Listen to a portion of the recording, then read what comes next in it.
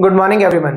एक बार फिर से आप जुड़ चुके हैं इंडियन हिस्ट्री चैनल के साथ, जिसमें हमने कल पढ़ना स्टार्ट किया था सीटेट का एक ऐसा टॉपिक जो एग्जाम की दृष्टि से सबसे ज्यादा इंपोर्टेंट हो जाता है। जिसमें कल हमने आपको बताया था कैसे कैसे बच्चे की बुद्धि के बारे में हमने अनेक मनोवैज्ञानिकों ने चर्चा की होगी, जिसमें दो मनोवैज्ञानिकों के बारे में हमने पूर्णतः रूप से पढ़ा, जिसमें उनके नाम थे। सबसे पहले हमने पढ़ा बिनेट के बारे में कि बिनेट ने किस प्रकार एक तत्व सिद्धांत दिया होगा, और उसके बाद हमने देखा कि किस प्रकार स्पीयरमैन ने द्वितत्व सिद्धांत या द्वितत्व कारक का सिद्धांत करके बोला होगा। उन्होंने कैसे बताया इन दोनों ही लोगों ने कि किस प्रकार बुद्धि कार्य करती है, कैसे कैसे एक बच्चा जो है, एक मनुष्य किसी भी कार्य को करने में जो है प्रबल शक्ति रखता है, और उसके साथ साथ उसकी शक्तियों के साथ साथ उसके बुद्धि में किस प्रकार विकास होता है।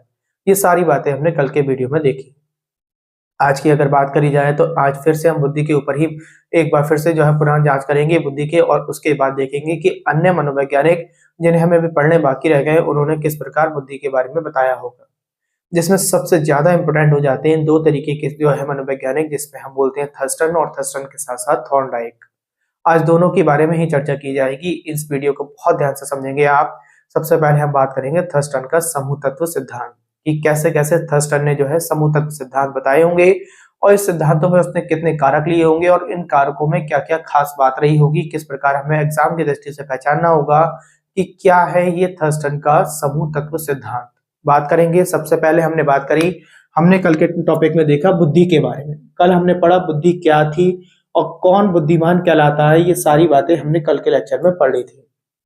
आज अगर बात करें तो हमने बोला आपसे आज पढ़ेंगे हम थर्स्टन के बारे में। आखिर थर्स्टन ने बुद्धि के विषय में किस तरीके से चर्चा की होगी। तो थर्स्टन ने ना बुद्धि को एक समूह में डिवाइड किया। थर्स्टन का समूह तत्व सिद्धांत, थर्स्टन का समूह तत्व सिद्धांत। देखिए, सबसे पहले इसे समझना होगा हमें, उसके बाद इनके कारकों की तरफ को बात करेंगे कि आखिर थर्स्टन का समूह तत्व सिद्धांत है क्या। देखिए, थर्स्टन ने बताया कि जिस प्रकार एक दीवार बनती है, तो दीवार बनाने में हम ना अनेक तरीके की जो है ईंटों का उपयोग करते हैं, और वो सभी ईंटें जो है एक दूसरे को जोड़ते हुए एक दीवार का जो है विकास करती है, एक निर्माण करती है दीवार का। सेम उसी प्रकार जो छोटी छोटी चीजें होती हैं, उन चीजों से मिलकर जो है जोड़कर एक बुद्धि अपना जो है एक प्रबल समुच्चय बना लेती है, प्रबल समूह बना लेती है। अगर मैं आपसे बात करूं, इन्होंने थर्स्टन ने बताया इसी के साथ में कि सारी की सारी जितनी भी हमारी यादें होती हैं वो एक दूसरे से हमेशा जुड़ी रहती है।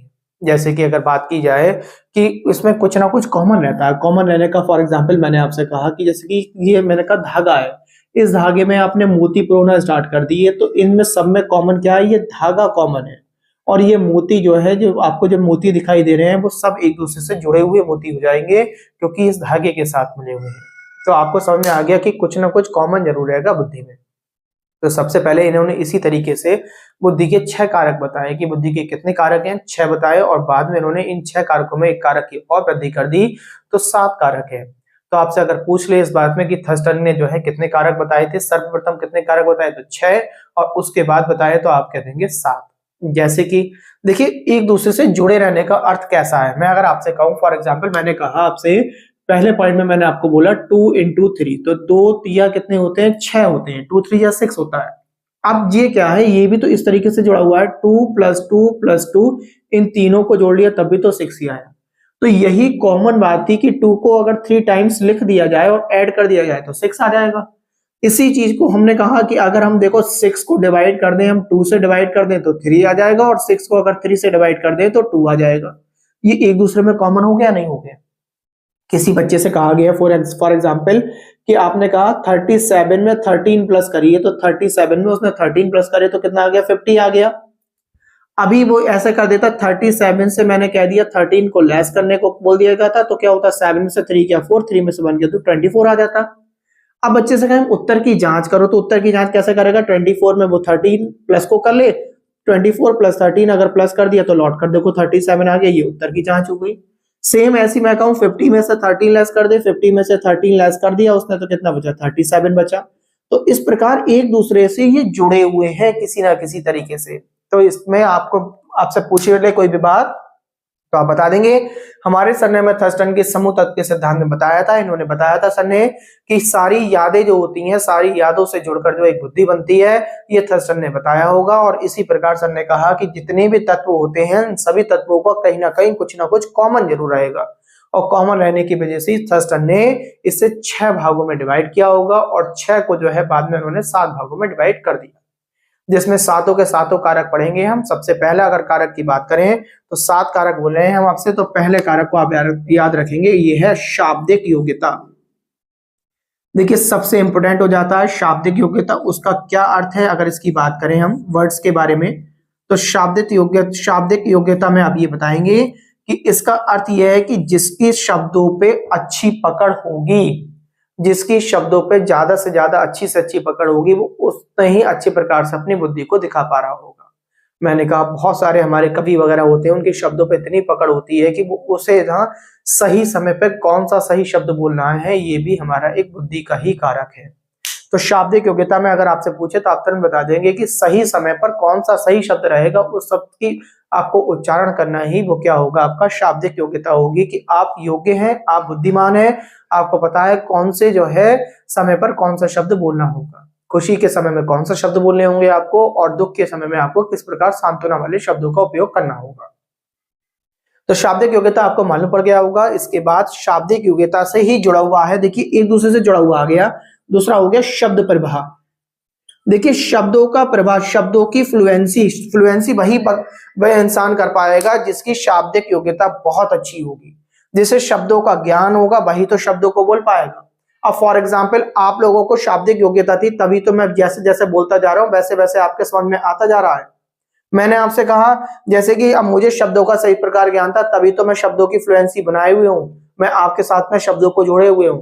तो ये शब्द प्रभाव और शाब्दिक योग्यता एक दूसरे से जुड़े हुए होंगे। जैसे मैंने अभी कहा था, एक माला में जो है जितने भी मोती होते हैं वो कॉमन चीज से जुड़े हुए होते हैं, जिसका नाम मैंने आपको क्या बताया, वो धागा बता दिया। सेम यहाँ पे अंकों को देखा हमने, सभी अंक कहीं ना कहीं एक दूसरे से अटैच हो रहे थे, तो यहाँ पे क्या हो गया, आंकिक योग्यता में आ गई। तो तीसरा पॉइंट आप यहीं से बन गया। देखिए तीसरा पॉइंट आप समझ लेंगे, आंकिक योग्यता।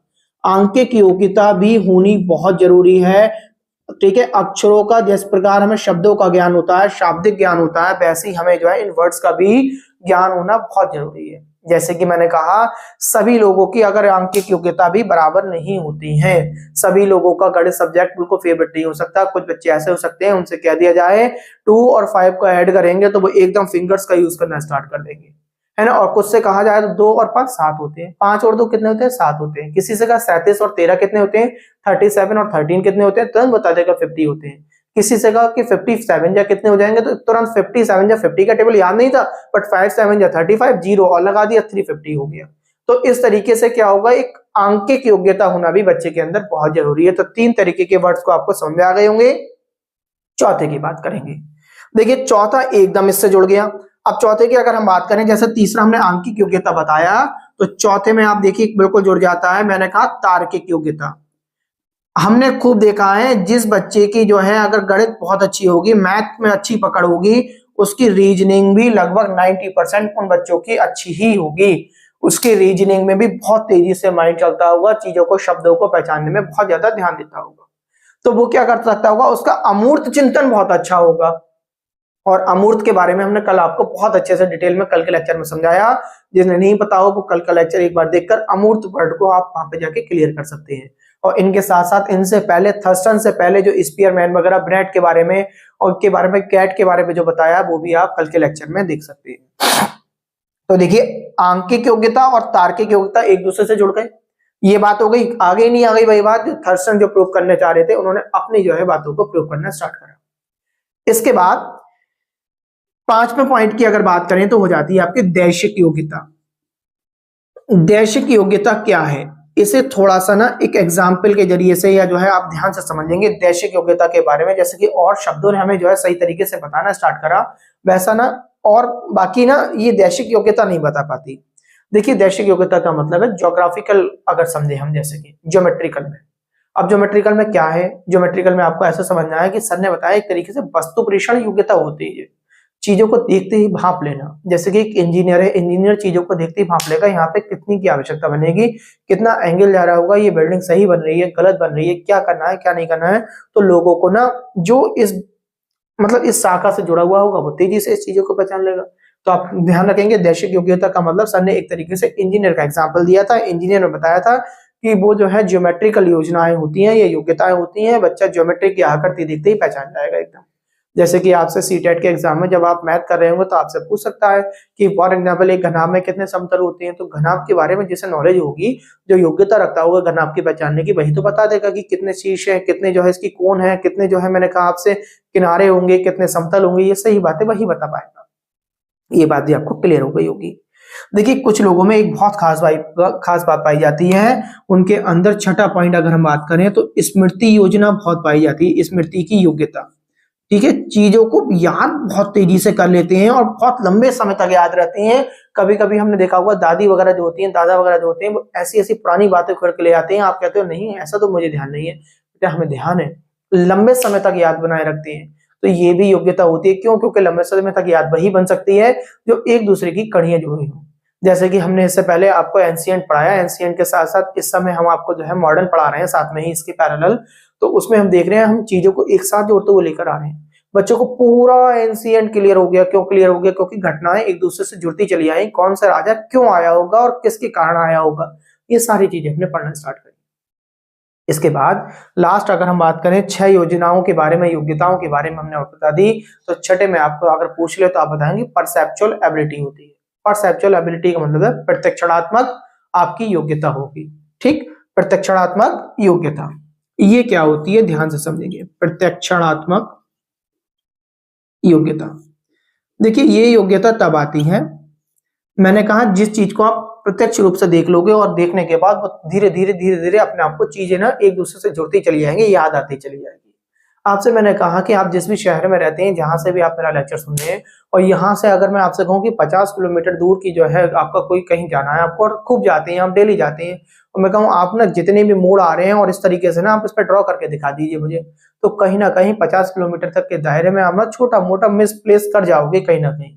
ठीक है, और बट आपसे मैंने कहा कि चलो चलते हैं वहां पर 50 किलोमीटर की दूरी पर, तो अब आप जब चलना स्टार्ट करोगे तो आपको धीरे धीरे जैसे जैसे उस रास्ते पे पहुंचते चले आओगे, अपने आप मालूम पड़ता चला जाएगा, याद आता चला जाएगा कि इतनी दूरी पर मुझे अपना टर्न लेना है, लेफ्ट टर्न लेना है, राइट टर्न लेना है, कहाँ मुझे रुकना होगा, कहाँ गड्ढा आने वाला है, ये सारी चीजों को आप बड़े आसानी से पहचान लोगे। तो ये हो जाएगी आपकी प्रतिष्ठात्मक योग्यता के बारे में हमने चर्चा कर ली।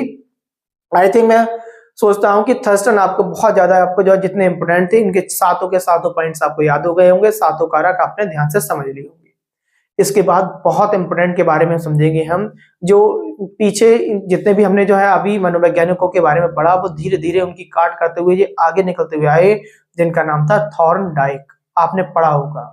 तो थॉर्नडाइक का मल्टी फैक्टर थ्योरी पढ़ेंगे हम आज। हम मल्टी फैक्टर थ्योरी के बारे में, थॉर्नडाइक की मल्टी फैक्टर के बारे में समझेंगे। सबसे पहले बात करते हैं थॉर्नडाइक के ऊपर। तो दूसरा पॉइंट आपका नया जो पॉइंट हो गया आज का, वो हो गया आपका थॉर्नडाइक, जो आपका एक बड़ा पॉइंट हो गया। किसके बारे में बात कर रहे हैं? थॉर्नडाइक। तो हमने बात करा थॉर्नडाइक के बारे में बात करेंगे, थॉर्नडाइक के बारे में चर्चा होगी, और इनका भी क्या है, मल्टी फैक्टर थ्योरी के बारे में बात करेंगे हम। मल्टी फैक्टर थ्योरी क्या है, थॉर्नडाइक की मल्टी फैक्टर थ्योरी हम आप ये समझेंगे। देखिए थॉर्नडाइक ने क्या कहा, थॉर्नडाइक ने कहा मुझे मतलब नहीं कि जो जी फैक्टर पीछे बताया गया, जी फैक्टर के साथ साथ एस फैक्टर बताया गया, वो क्या है, उनसे मुझसे कोई मतलब नहीं। जैसा अभी थोड़ी देर पहले मैंने आपको कहा था ना, चीजें क्या होती हैं, एक दूसरे से जुड़ी होती हैं। तो उन्होंने कहा था जो घटनाएं घटित होती है हमारी, वो जितनी भी हम सीखते हैं, जो हमने सीखा आज तक, वो सीखने के बाद हम उन चीजों का वहां उपयोग कर पाते हैं जहां उनकी समानताएं पाई जाती हैं। हमें वो सीखी हुई चीजें सारी याद आने लगेंगी। आपने कोई कार्य कर रहे हैं, आपने अपना मतलब जैसे कि आप इस समय शिक्षा ले रहे हैं, मैं आपको ये सारी चीजें को एग्जाम्पल दे रहा हूँ, तो इन एग्जाम्पलों को आप तभी उपयोग कर पाएंगे जब ऐसी घटना आपको देखने मिलेगी। आप ऐसा नहीं है हर जगह यही एग्जाम्पल लगा देंगे। तो बच्चा घटनाओं से जो भी सीखा होता है, उस सीखने से नई नई घटनाओं में कहीं ना कहीं धीरे धीरे आपके ट्रांसफर चीजें होती हैं। जैसे कि मैंने आपसे एक एग्जांपल दूं, मैंने आपसे कहा आपने एबीसी सीखी है, ए इस प्रकार बना, बी ये बना, सी ये बना। जब आप बच्चों को सिखा रहे थे, फॉर एग्जांपल मैंने कहा अब आपने एबीसी को इस भाग में लिखा, तो जब आपने इस भाग में लिखा तो ये देखने वाली बात है, देखिए एक ऐसा का ऐसा ही ट्रांसफर हो गया। अब यहाँ पे जब बच्चों को आप सिखा रहे होगे बी में, तो आपने देखा बच्चों को आपने ये सिखाया, जब ये बी बना रहे हो आप, ये वाला बी बना रहे हो, ये बी था, तो आपने कहा ये ऊपर से ये हटा दोगे तो बी बन के निर्माण हो जाएगा, और सी का जो बड़ा भाग था वो छोटा हो गया, तो कुछ चीजें ट्रांसफर हो गई। ये ट्रांसफर वाली जो बात बताई, जो आपने सीखा है वो कहीं ना कहीं दूसरी जगह अपने आप आके समानता दिखाएगा, वो चीजें आपकी यूज होनी है। ये सारी बातें कौन बताई? थॉर्नडाइक ने ये बात को बताया। और समझ लीजिए, कहीं कहीं इन्होंने ये भी बताया, कहीं कहीं ऐसा भी है जो तुमने सीखा है समानता पे यूज होगा, असमानता पे यूज नहीं होगा। जैसे कि मैं आपसे कह दूं ई एफ जी, ये बनाया, अब ई एफ जी को आपने ई ऐसे बना दिया और एफ ये बना दिया, ई एफ और जी आपने ये बना दिया। तो यहां पर देखिए कि कुछ भी बिल्कुल सेम आपको देखने को नहीं मिला। तो जहां समानता होगी वहीं आपकी वो पुनरावृत्ति यादें आती चली जाएंगी समानता के पास। तो ये बात आपको क्लियर हो गई होगी। थॉर्नडाइक ने ये बताया जितना आपने सीखा है वो आपका तभी काम में आएगा जब आप उस पे समान चीजों के पर गुजर रहे होंगे, उसी चीज पर। इन्होंने दो कारक बताए बुद्धि के, ठीक है। अपनी जो मल्टी फैक्टर थ्योरी बताई उसके दो कारक बताए। नंबर एक बात करें तो मूल कारक बताया प्राइमरी फैक्टर, ठीक। पहला कौन सा बताया? प्राइमरी फैक्टर की बात करेंगे। प्राइमरी फैक्टर मतलब मूल कारक की बात करी इन्होंने। इसमें मूल कारक क्या था, प्राइमरी फैक्टर क्या था, उस पर देखो चर्चा करते हैं। प्राइमरी फैक्टर, देखिए इन्होंने कहा कि कुछ चीजें ऐसी होती हैं, जैसे हमने पीछे पढ़ा था स्पीयरमैन में, हमने इस तरीके से देखा था जैसे कि प्रकृति दे दिया करती थी चीजों को, ऐसी इन्होंने कहा कि कुछ प्रवृत्तियां ऐसी होती हैं, मूल कारक होते हैं कि जो बच्चे को स्वतः प्राप्त होनी ही होनी है। जैसे कि बच्चा धीरे धीरे जैसे जैसे बड़ा होगा तो उसे न्यूमेरिकल एबिलिटी अपने आप आ जाएगी, संख्याओं का ज्ञान होना स्टार्ट हो जाएगा। वो समाज में रहेगा ना, तब भी संख्याओं का ज्ञान होना स्टार्ट हो जाएगा उससे, जो है, क्योंकि वो रुपए पैसे वगैरह तमाम चीजों का जो है एक तरीके से जो है रूटीन घुमा रहा होगा, तो न्यूमेरिकल एबिलिटी उसमें आ जाएगी। धीरे धीरे तर्क शक्ति उसके अंदर विकास होने लगेगी, तर्क शक्ति की, मैथ्स उसे अपने आप आने लगेगी। मैथ्स के साथ साथ जब वो समाज में रह रहा होगा तो कितना भी, मैंने कहा, डल से डल बच्चा होगा, वो भी कोई ना कोई भाषा बोलना सीख जाएगा। वो आप ही की तरह की भाषा बोल रहा होगा, उन्हीं शब्दों का उपयोग कर रहा होगा जो आप करते हैं, चाहे भले से उससे उन शब्दों का ज्ञान ना हो। तो पहली वाली में आप प्राइमरी फैक्टर में देखेंगे, प्राइमरी फैक्टर में ये बताया कि एक बच्चे को जो है कुछ चीजें जन्म के बाद ही धीरे धीरे अपने आप मिलना स्टार्ट हो जाती है, ठीक। यहाँ पर हम बुद्धि पर कुछ भी विकास नहीं कर पाते, क्यों? क्योंकि वो चीजें देखता रहता है, वो चीजों को अपने जो है सीखता रहता है। यहाँ पर बुद्धि का कोई भी एक रोल फैक्टर नहीं रहता। इसके बाद बताया उन्होंने कॉमन फैक्टर, ठीक। कॉमन फैक्टर बताया उन्होंने। तो कॉमन फैक्टर का मतलब है कि सामान्य कारक बताया। जैसे कि कॉमन फैक्टर क्या था, दूसरे पॉइंट में हम बात करें तो दूसरे पॉइंट में हमने बात करी कॉमन फैक्टर क्या है। कॉमन फैक्टर, तो देखिए कॉमन फैक्टर क्या है। कॉमन की बात तो इन्होंने भी करी थी अभी थर्स्टन ने, बट क्या था, सारी चीजें एक दूसरे से कनेक्ट नहीं हो रही थी। ये दोनों एक दूसरे से हो रही थी तो ये दोनों एक दूसरे से हो गई, है ना। अब मैंने स्मृति में ये ले लिया आपको, तो ये नहीं है कि स्मृति वाली योजना या मैंने कहा प्रत्यक्षात्मक योजना जो है वो इससे शाब्दिक योग्यता से या शब्द प्रवाह से आ रही हो। कोई चीजें याद आ रही है तुम्हें, तो यहाँ पे शब्द प्रवाह का कोई रोल ही नहीं है। जब आप सड़क पर जा रहे हो तो जो सड़क पर देखते हुए सड़कों का अगर जो है मार्ग आपको ध्यान आ रहा है तो वहां पे आप शब्द कौन सी बोल रहे हो, आपको मार्ग ध्यान में आता जा रहा है, आप कार्य आगे को बढ़ाते चले जा रहे हो। ऐसे इन्होंने कहा है कॉमन फैक्टर वही जो मैंने अभी आपसे कहा था, इसका मतलब है ट्रांसफर ऑफ लर्निंग। आप अपने सीखने वाली चीजों को, सीखी हुई चीजों को कहीं ना कहीं अधिक से अधिक जो है समानता जहां पाई जाती है वहां पे आप क्या करते हो, बदलाव करते रहते हो। जैसे मैंने कहा ABC का आपने इस तरीके से बदलाव कर दिया B और C में। इसमें क्या बताया, कॉमन फैक्टर में आपको ध्यान रखना कि हमारे सर ने बताया था कॉमन फैक्टर का मतलब है transfer of learning. Transfer of learning की बात हुई है यहाँ पर, ये बात आपको क्लियर हो गई होगी। इसके बाद आगे बढ़ते हैं। अब हमने क्या सीख लिया, कल को हम एक नए टॉपिक के साथ आएंगे, नए टॉपिक के साथ। इसमें ही जो आपके अभी गिलफोर्ड वगैरह के बारे में चर्चा होगी उनके बारे में पढ़ेंगे। देखिए हमने पढ़ा क्या अब तक। सबसे पहले हमने बिजेट का सिद्धांत पढ़ा, हमने बोला था बिनेट, बिनेट ने सबसे पहले सिद्धांत दिया। तो बिनेट के सिद्धांत में हम देखा एक तत्वी सिद्धांत पढ़ा, एक तत्वी कारक पढ़ा। उसमें क्या पढ़ा हम देखें तो सबसे पहले हमने बिनेट के बारे में पढ़ा। किन के बारे में पढ़ा? बिनेट। बिनेट में क्या पढ़ा हमने? एक तत्वी कारक पढ़े, एक तत्वी कारक, ठीक है। एक तत्व कारक के बारे में पढ़ा। जैसे कि उन्होंने कहा था कि अगर कोई व्यक्ति एक अच्छा काम कर सकता है, किसी में एक काम करने में जो है बहुत अच्छा निपुण है, एक काम कर लेगा तो वो सभी काम अच्छा कर पाएगा। एक तरीके से रिवीजन बता दे रहा हूं। इन्होंने क्या बताया एक तत्व कारक में कि एक काम अगर उसने करा है तो उसके सभी काम अच्छे होंगे, सभी कार्य अच्छे करेगा, उन्होंने ये बताया। मगर इस बात को हमने जो है कल इस बात को भी नकारा। कल के लेक्चर में हमने पढ़ा बिनेट के बारे में। दूसरे वाले में पढ़ा स्पीयरमैन। क्या पढ़ा हमने? स्पीयरमैन के द्विकारक पढ़े हमने, ठीक है। स्पीयरमैन पढ़े, आप ध्यान रखेंगे। दूसरे में सर ने कल बताया था स्पीयरमैन, बताया हमने आपको, कैट भी था, उसके बारे में भी चर्चा करी थी, ठीक है। बट जो इंपोर्टेंट थे उनके बारे में बात हो रही है। यहाँ पे एक तत्वी कारक था, यहाँ पे द्वितत्व कारक थे, द्विकारक की बात करिए, द्वितत्व कारक। उन्होंने इसमें क्या बताए थे, जी फैक्टर और एस फैक्टर के बारे में बात करी। जी फैक्टर यानी गॉड गिफ्टेड जो थे आपके, ठीक है, जी फैक्टर एंड एस फैक्टर के बारे में बात करी। आप इन्हें भी कल के लेक्चर में जाके समझ सकते हैं एक बार पुनः। इसके बाद आज तीसरे नंबर पे हमने थर्स्टन के बारे में पढ़ लिया, अभी पढ़ा है हमने। क्या पढ़ा थर्स्टन में? थर्स्टन में हमने ये देखा कि थर्स्टन ने 7 कारक बताए हैं। कितने कारक बताए? 7 बताए हैं, ठीक है। अब थर्स्टन की थ्योरी को अगर आप ध्यान रखें, जो 7 बोले हैं तो एक तरीके से ये ग्रुप फैक्टर है। तो आपसे पूछेगा थर्स्टन ने कौन सा दिया, तो आप ध्यान रखेंगे समूह कारक बताएं, ग्रुप फैक्टर। तो थर्स्टन की क्या है, यहाँ पे आपके समूह कारक हैं, ग्रुप फैक्टर है। यहाँ पे इस तरीके से याद कर लेंगे, समूह कारक दिए इन्होंने। और उसमें कितनी बताई?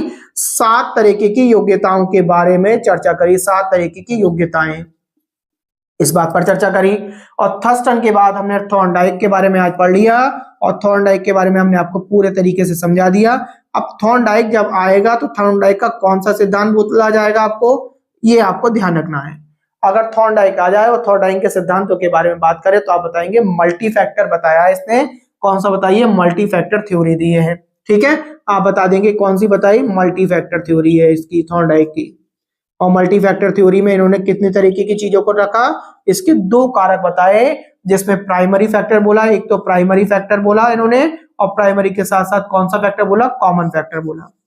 तो यहां तक मैं समझता हूं आपको बात याद हो गई होगी। आज के वीडियो में केवल इतना ही पढ़ाएंगे, कल आगे चर्चा करेंगे हम जो है, जो अगले हमारे 1 या 2 ऐसे मनोवैज्ञानिक रह गए हैं जो इन्होंने जो है बुद्धि के ऊपर जो है अपनी अपनी योग्यताएं और दी हैं, जो एग्जाम की दृष्टि से ये वाले और कल वाले और इससे पहले जो बताए हैं हमने आपको, सभी पूछे जाते हैं। वीडियो को आप कंटिन्यूस देखा करें, जो वीडियो पीछे हो चुके हैं उन्हें एक बार देख लें। मेरा वादा है आप ये समझ के चलें कि शायद उनमें से हर एक वीडियो में से 1-1, 2-2 क्वेश्चन आपको मिल जाएगा। हर एक वीडियो में से हर एक नया टॉपिक आपको क्लियर करके समझाया गया है। इसके बाद किसी भी किताब को अगर आप किताब में से पढ़ना चाहेंगे तो वो सारी चीजें आपको समझ में आना स्टार्ट हो जाएंगी। वरना थ्योरी में इतने वर्ड थोड़े से टिपिकल हो जाते हैं आप लोगों के लिए, थोड़ा समझना आपके लिए बहुत हार्ड हो जाता है। आज के वीडियो में केवल इतना ही। नमस्कार, धन्यवाद।